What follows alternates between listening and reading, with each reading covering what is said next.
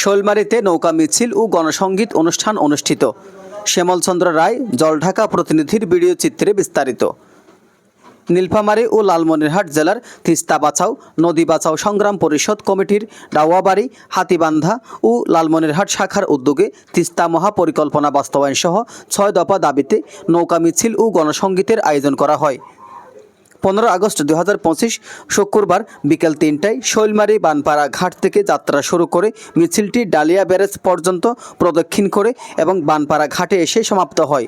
কমিটির সভাপতি লাবলুর রহমান বলেন, আমরা সরকারের কাছে আমাদের 6 দফা দাবিতে লিখিত অভিযোগ জমা দিয়েছি। যতক্ষণ পর্যন্ত আমাদের দাবিগুলো বাস্তবায়ন হবে না, ততক্ষণ আমরা এই কর্মসূচি চালিয়ে যাব। সাধারণ সম্পাদক জাহিনুর ইসলাম বলেন, আমরা চর অঞ্চলের মানুষ, দীর্ঘদিন ধরে অবহেলিত ও নিপীড়িত। আমাদের দুঃখ দুর্দশা দেখার মতো কেউ নেই।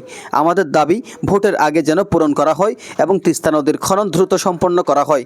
মিছিলে এলাকার মানুষদের উপস্থিতি, নৌকা মিছিল ও গণসংগীতের মাধ্যমে তারা তাদের দাবি এবং নদী ও পরিবেশ রক্ষার জন্য সচেতনতা প্রকাশ করেছেন।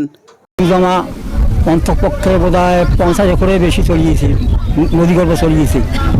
এখন সরকারের কাছে আমাদের আকুল আবেদন, এই দ্রুত বেগের জন্য নদীতে ক্ষয় হয়, তাহলে আমাদের সুবিধা হইবে, জঙ্গলে আবার সুবিধা করতে খুব সুবিধা হইবে, এলাকার লোক বাঁচিবে, হ্যাঁ উন্নয়ন হইবে।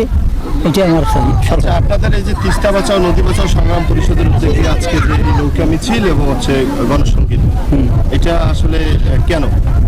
এটা আমাদের নদীগর্ভে সব জমি চলে গেছে, নদীগর্ভে জমি সব চলে গেছে। এই নদীর পাড়ার লোক সব দুরবস্থা হয়ে গেছে।